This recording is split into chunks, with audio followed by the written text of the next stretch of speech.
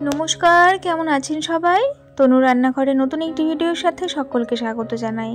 আজ আমি দেখাবো রেস্টুরেন্ট স্টাইলে একদম অল্প খরচে বাড়িতে কিভাবে আপনারা গোল্ডেন প্রন ফ্রাই বানাতে পারেন সেই রেসিপি। চলুন তবে শুরু করি। তো আজকে আমি এখানে বেশ বড় সাইজে চিংড়ি মাছ নিয়ে নিয়েছি 300 গ্রাম। চিংড়িটাকে ভালো করে মাথাটাকে ছাড়িয়ে পরিষ্কার করে নিয়েছি, আর পিঠের দিকে যে কালো নোংরাটা থাকে সেটাও কিন্তু ফেলে দিয়েছি, আর লেজের দিকে সামান্য একটু অংশ আমি রেখে দিয়েছি। এইটাকে ধরে ধরে কিন্তু ব্যাটারে চুবিয়ে চুবিয়ে ভাজতে সুবিধা হবে সেই জন্য।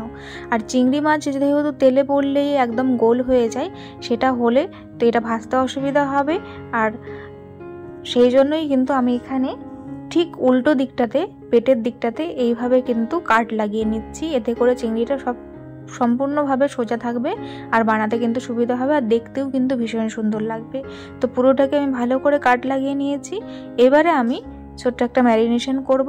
তো তার জন্য এখানে সামান্য পরিমাণে আমি এখানে নুন দিয়ে দিলাম, হাফ চামচ দিয়ে দিলাম গোলমরিচ গুঁড়ো, আর এখানে হাফ চামচ দিয়ে দিলাম আদা রসুনের পেস্ট।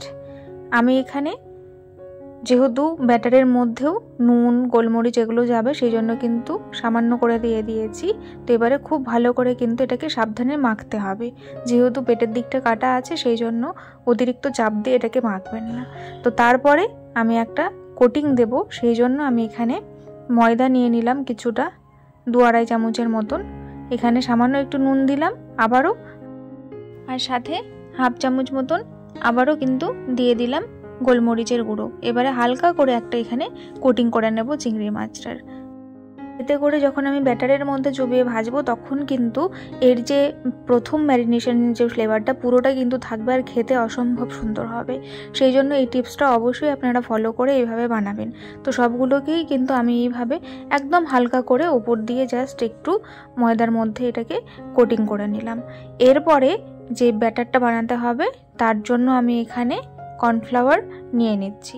কর্নফ্লাওয়ার এখানে আমি দিয়ে দিলাম 1.5 চামচের মতন, সাথে আমি সামান্য নুন পরিমাণ মতন, আর দিয়ে দিলাম এখানে হাফ চামচ গোলমরিচ গুঁড়ো, হাফ চামচ কালারের জন্য নুন, আর সাথে এখানে ময়দা দিয়ে দিচ্ছি 2.5 চামচের মতন।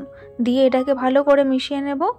আর মিশিয়ে নেওয়া হয়ে গেলে আমি এখানে একদম ফ্রিজ থেকে বের করা ঠান্ডা জল দিয়ে এইভাবে বারবার একটু করে জল দিয়ে খুব সুন্দর করে স্মুথ একটা ব্যাটার বানিয়ে নেব।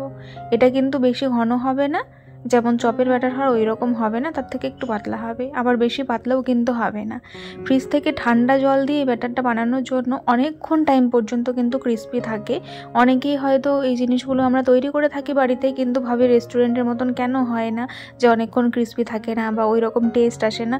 তো এই ছোটো ছোটো টিপসগুলো ফলো করলেই কিন্তু আমরা রেস্টুরেন্টের মতন, কিন্তু এত দাম দিয়ে রেস্টুরেন্টে এগুলো বিক্রি হয় বা বাইরে দোকানে বিক্রি হয়, আমরা কিন্তু বাড়িতেই খুব সহজভাবে এইভাবে বানিয়ে নিলে কিন্তু আমাদের অনেকটাই সাশ্রয় হবে, আর একদম রেস্টুরেন্টের স্বাদ কিন্তু বাড়িতেই পাবেন। তো এইটা যখন ব্যাটারটা তৈরি হয়ে গেছে, তখন এইভাবে মাছের লেজাটার দিকটা ধরে আমি এইভাবে কিন্তু আস্তে করে জাস্ট ব্যাটারের মধ্যে চুবিয়ে এখানে কিন্তু একদম ছাঁকা তেলের মধ্যে এটাকে ফ্রাই করব।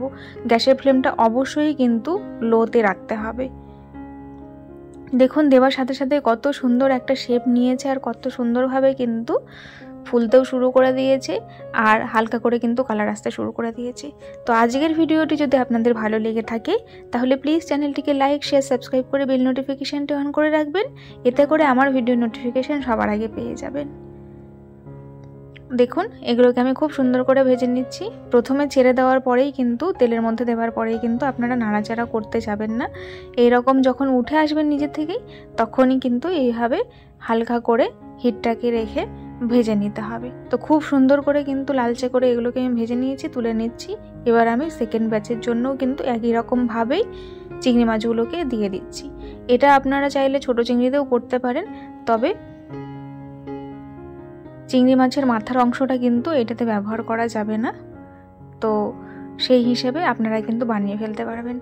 বাড়িতে কোনো গেস্ট আসলো বা অন্য কেউ আসলো, তখন কিন্তু সন্ধেবেলায় এইরকম যদি চিংড়ি মাছ থাকে, বাড়িতে থাকা সামান্য কিছু জিনিস দিয়ে ছোটো ছোটো টিপস ফলো করলেই কিন্তু দারুণ স্বাদের রেসিপি তৈরি হয়ে যায়। তো সবগুলোকে আমি খুব সুন্দর করে ফ্রাই করে নিয়েছি। দেখুন কতটা সুন্দর হয়েছে, কতটা ক্রিস্পি হয়েছে সেটা তো আপনারা সাউন্ড শুনেই বুঝতে পেরেছেন। তো এইভাবেই কিন্তু খুব সহজে বাড়িতে বানিয়ে ফেলতে পারবেন। আর অবশ্যই ট্রাই করবেন, আমাকে জানাতে ভুলবেন না কেমন হয়েছিল খেতে। অসম্ভব সুন্দর হয়, আমি বারবার বলছি, শীতকালে অবশ্যই একবার ট্রাই করবেন। আজ তবে আসি, দেখা হবে আরও একদিন নতুন একটি ভিডিওর সাথে। ধন্যবাদ।